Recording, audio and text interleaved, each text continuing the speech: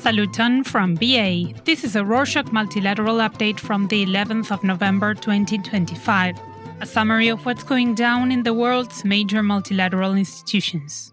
Starting things off this week, on Thursday the 6th, the United Nations Security Council approved a resolution removing the Syrian president and Syria's interior minister from the sanctions list tied to ISIS and al-Qaeda. The draft resolution by the US passed with 14 votes in favor and China abstaining. No one voted against it. The US envoy said it signals Syria entering a new phase, while China criticized the process for not fully addressing all members' concerns. For context, Ahmed al-Shara is the newly appointed president of Syria. He rose to prominence as the leader of a rebel group and commanded the offensive that toppled former President Bashar al-Assad's regime in late 2024. Al-Shara's appointment marks a dramatic shift in Syria's trajectory from civil war toward a transitional government that pledges constitutional reform, inclusive governance, and reintegration into the international community. In defense news on Friday, the 7th, NATO's Secretary General declared that the alliance is now turning the tide in ammunition production compared with Russia. He noted that Europe's output of artillery shells has increased sixfold in just 2 years, and dozens of new production lines have been launched across NATO states. While he stopped short of saying full parity has been achieved, he affirmed that NATO's capacity is much improved and ramp-up will continue into 2026. Still, Ukraine has struggled with ammunition shortages throughout the war due to high consumption rates on the front lines, limited domestic production capacity, and delays in foreign military aid. Soviet-era stockpiles were quickly depleted, and transitioning to NATO standard ammunition has been slow and costly. These shortages have at times forced Ukrainian forces to ration artillery fire and rely heavily on international support to sustain their defense. Weapons and ammunition aren't the only ones causing harm. On Thursday the 6th, the UN Development Agency said Hurricane Melissa left an enormous amount of wreckage across western Jamaica, estimated at more than 4.8 million tons. The storm damaged large numbers of buildings, with some towns seeing nearly everything impacted. Officials said clearing it quickly is important so people can get back to work, reopen services, and restart daily life in the affected areas. On Friday the 7th, the Pan American Health Organization announced a ramp-up of its health emergency efforts across the Caribbean following Hurricane Melissa. The organization's rapid response included deploying specialists in water sanitation, mental health, structural assessments, and epidemiology, and delivering medical supplies.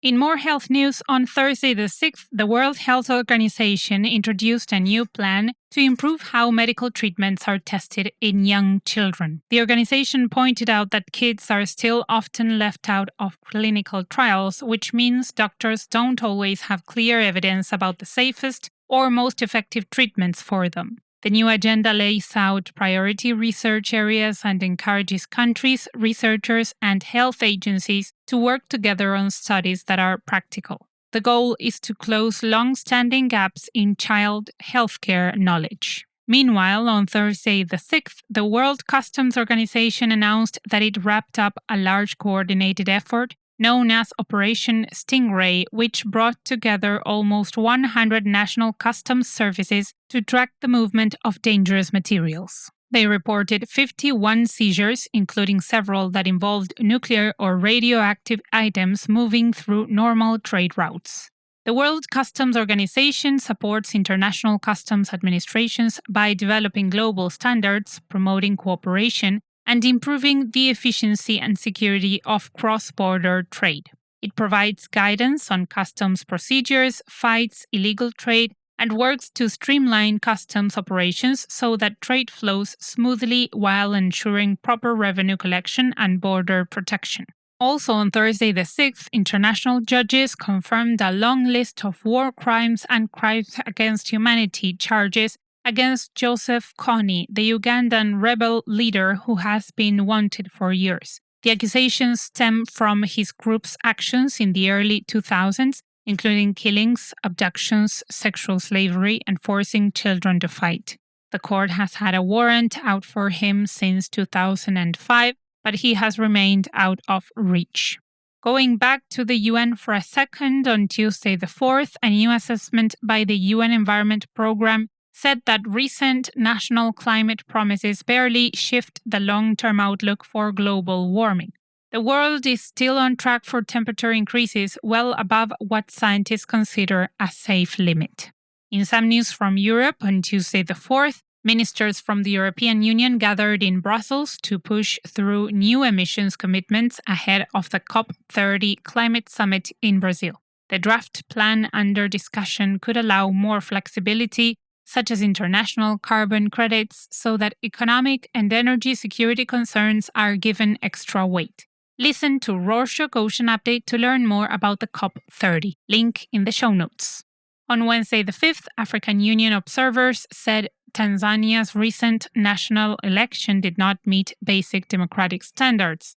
Their preliminary review pointed to problems like ballot stuffing, some people receiving more than one ballot, and an internet blackout that made it harder to verify results. Opposition figures also complained of intimidation and restricted access for monitors. Even though the Electoral Commission announced a sweeping victory for the president, the observers said the overall atmosphere didn't allow for a fair contest and urged steps to rebuild trust in the process. On Friday the 7th, the UN High Commission for Refugees issued a funding appeal to help support efforts for the return of refugees. So far this year, more than 40,000 refugees have gone home in West and Central Africa. There have been over 270,000 returns logged since 2021. The agency warned that without more flexible multi-year funding, it will be hard to sustain safe and dignified returns and reintegration efforts in the future.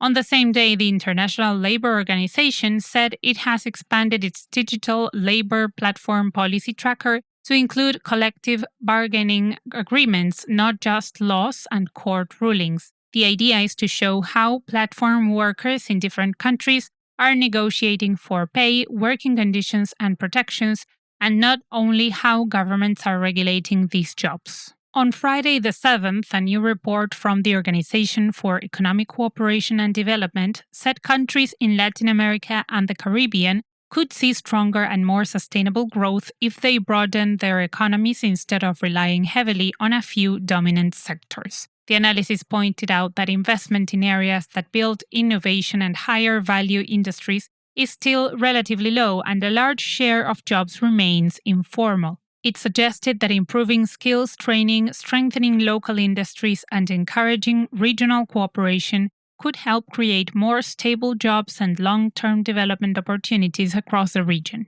Meanwhile, in Asia on Friday the 7th, a new report from the World Economic Forum says that Australia and countries across the Asia-Pacific could get ahead in the shift toward low-emission iron and steel.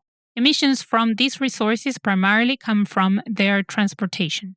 Australia already ships a huge share of the world's iron ore, and the study argues that producing lower carbon iron at home could bring in far more value while also cutting a significant chunk of global emissions. It suggests moving quickly on a couple of large demonstration projects, building stronger regional supply chains, and coordinating policy.